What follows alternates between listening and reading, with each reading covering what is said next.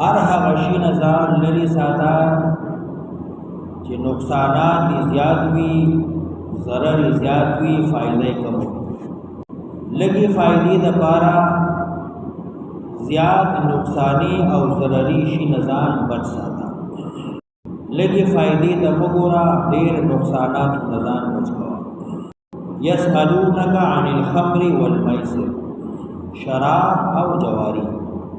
دلته لا حرمت نه دی بیان شوی. سوره مائده کې به راځي 90 نمبر آیت، هلته کې د شراب و حرمت بیانېږي چې شراب حرام دی. دا آیت چې کله راغلی و نو دې کې د شراب و حرمت نه دی بیان. حضرت علی رضی الله تعالی عنہ ته دا نسبت د قول شوی دی. هغه فرمایي که یو کوی کې د شراب یو قطره واچول شي او بیا په دې مناره ودرېږي او ما ته وویلی شي چې دې کې اذان وکړه، نو زه به اذان وکړم. یا یو دریاب کې یوه قطره د شراب واچولی شي او بیا دا دریاب وچ شي او په دې کې واښه راوخېږي او ما ته څوک وایي چې خپل مال باندې دا ګیا وخوروه، نو زه نه خورم. دومره د شرابو نه یعنی د هر قسم ګناه نه ځان بچ ساتي. شراب اصل کې جوړیږي د انګورو نه، اوس خو د ګڼ شیزونو نه جوړیږي، خو عربو معاشره کې به اصل شراب هغه و چې د انګورو نه به جوړ شي. بعضو علاقو کې اوس هم خاص کر چترال ګلګت کې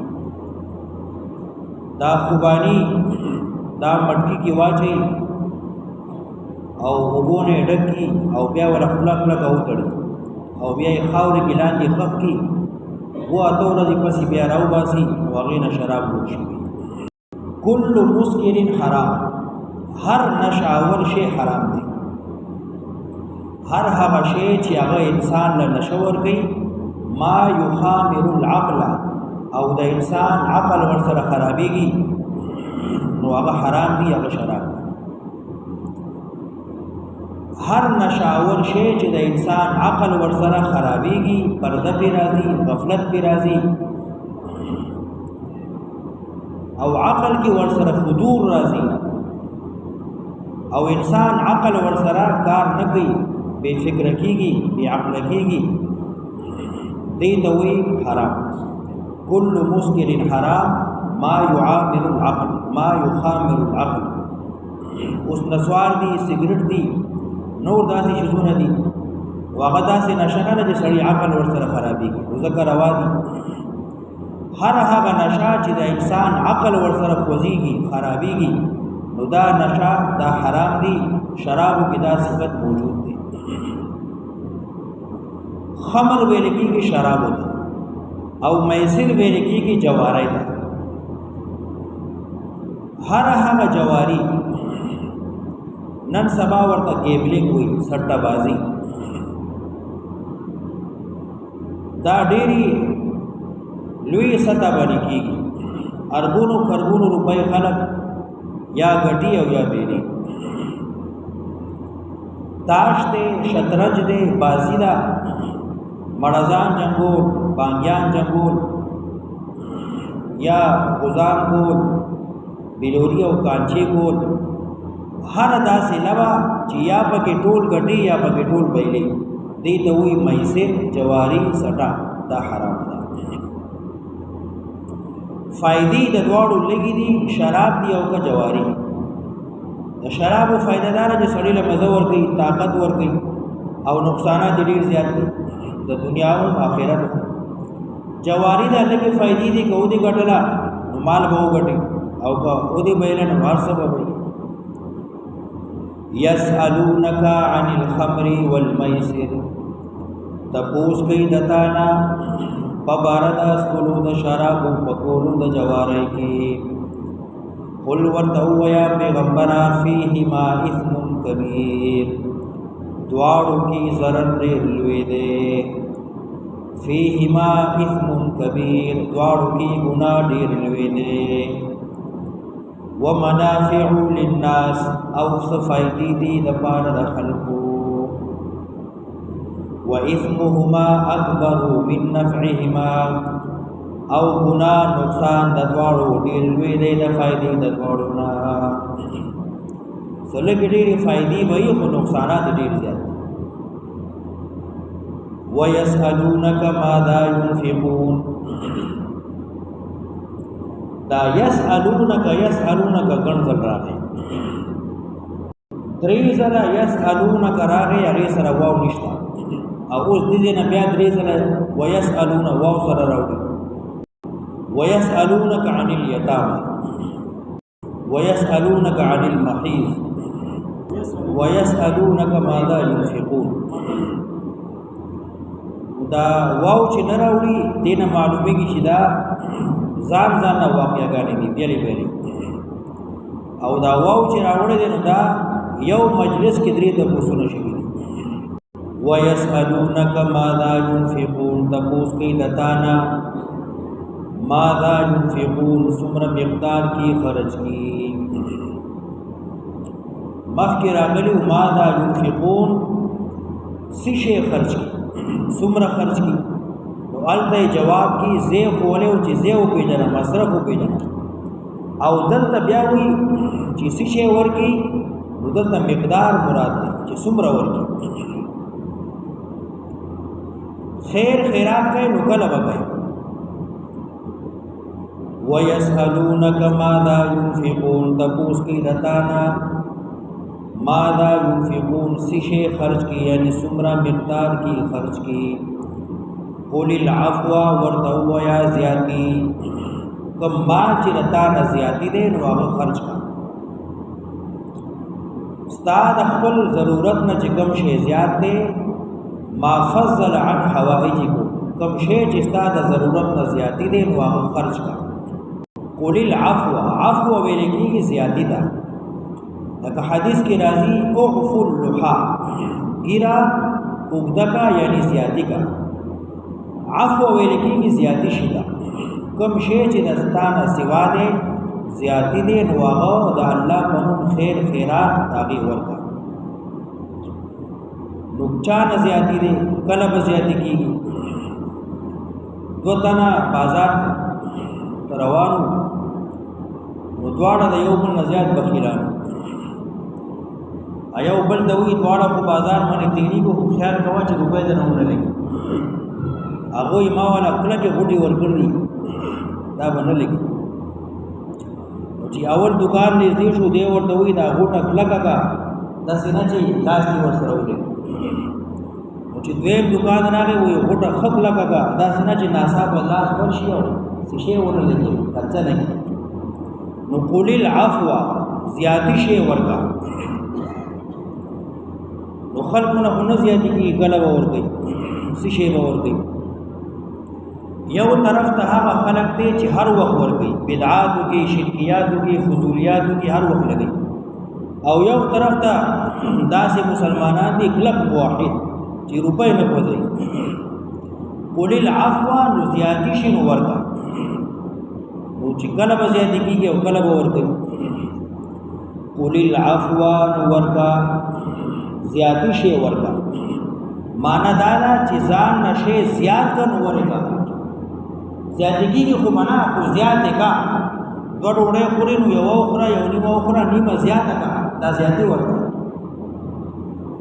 یو پیاله ډکه چیس کینو نیمه اوس کا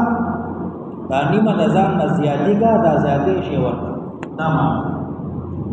تا نه خو زیاتګي نه خو د ځان نه زیات کا او بل ورکا داما قل العفو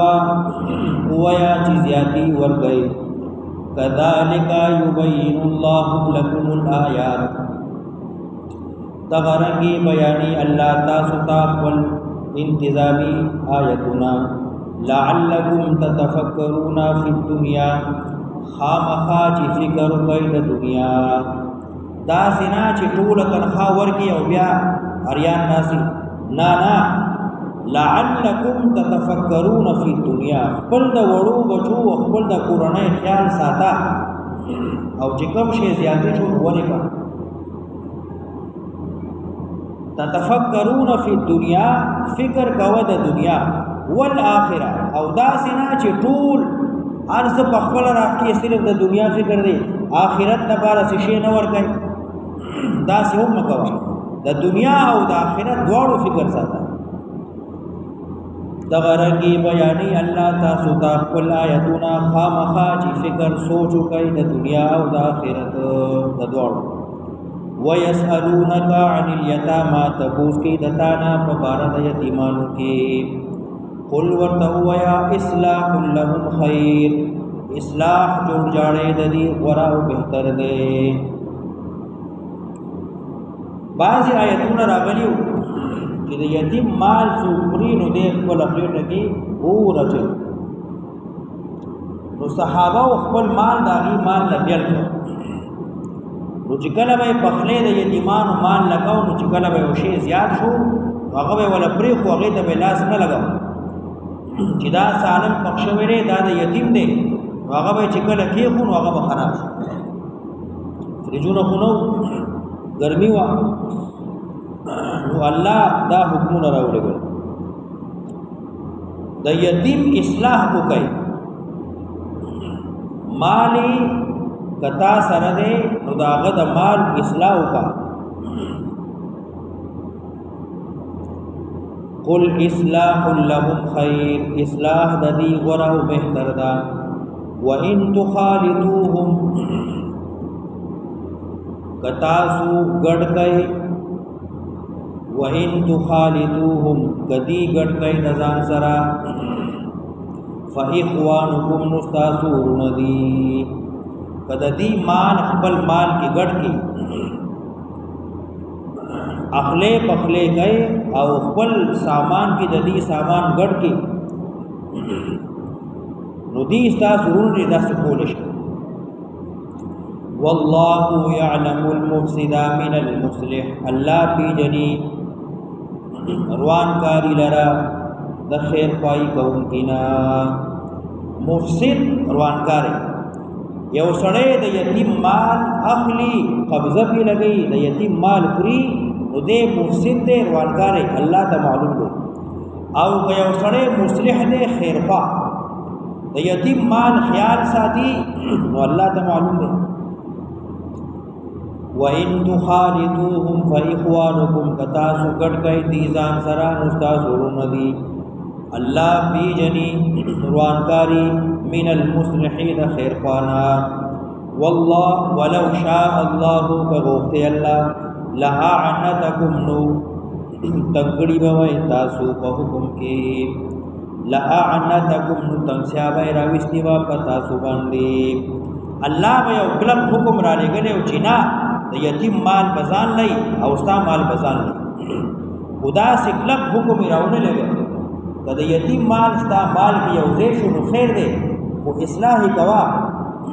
مال منی قبضہ ملگوا دا یتیم خیال ساتا اعنتکم اعنت معنا دادا چې یو سړی خو ماده شي او بیا جوړ شي او بیا کریک شي تکلیف شو نو که الله غوښته نو تاسو به تکلیف کې اچولې وای خو الله د تکلیف نه بچ کړای او تاسو باندې آسانتیا حکم راوړي ان الله عزیز حکیم بل حکم ولا تنكحوا المشركات نکاح مکوي مشرکو زنانو سره حتا یؤمننا تردی چې ایمان راوړي یو زنانه د کافر ده مشرک ده اگر که د حسن و جمال والا ده مالدار ده خو نکاح منی ماخلا ولا تنكحوا المشركات نکاح مکوي مشرکو زنانو سره حتا یؤمننا تردی چې ایمان راوړي ولأمة مؤمنة خير من مشركة او وینزا ایماندارا غورا بہتر دا دا مشرکی زناننا ولو اعجبتکم اگر کا تعجب کیا چیتا سلرا حسن او جمال داوی دیر خائست دا خائست لری حسن جمال او مال لری او مشرک دا بل طرف تا یو دیندار دا غریب دا او موحد دا مومن دا نیک دا نوغوا ولا تنكحوا المشرکین او مور کوي په نکاح باندې خپل لونه او خويندې المشرکین مشرک سره لرا حتی یؤمنو تردی چی ایمان راوړي. حدیث کې راځي یو سړی که نکاح او واده کوي نو څلور وجونه کوي. داسې زنانه سره کوي چې هغې کې څلور خبرې، یو حسن و جمال، دویم حسب نسب، دریم مال، څلورم دینداری. نو مسلمانه هغه زنانه سره نکاح وکړه چې هغه دیندار وي، اگر که غریب وي. حسن ته مه ګوره، حسب نسب ته مه ګوره، مال ته مه ګوره، دیندارۍ ته وګوره. داسې نه چې خپل لاسونه خاورې کې ولړې ځان ککړ کړي. ولا تنکحوا المشرکین، په نکاح مه ورکوئ خپلې لونه او خویندې المشرکین کافر انګریز لرا حتی یؤمنو تر دې چې ایمان نه راوړي. ولعبد مؤمن خیر من مشرک، او مرای مومن نیک صالحا غوره او بهتر دی د مشرک سړي نه. ولو اعجبکم، اگر که تاسو تعجب کې واچي حسن او جمال او مال دغه. اولئک یدعون الی النار، دی را بلی په طرف د جهنم، په طرف د اور. کافر خو بتا جهنم طرف کی. والله یدعو الی الجنه، او الله را بلی په طرف د جنت. والمغفرتی، په طرف د بخنی. باذنه، په حکم خپل سرا. ویبین آیاته، بیانی خپل آیتنا انتظامی. للناس، د پاره د خلقو. لعلهم یتذکرون، خامخ چې پند او نصیحت واخلي.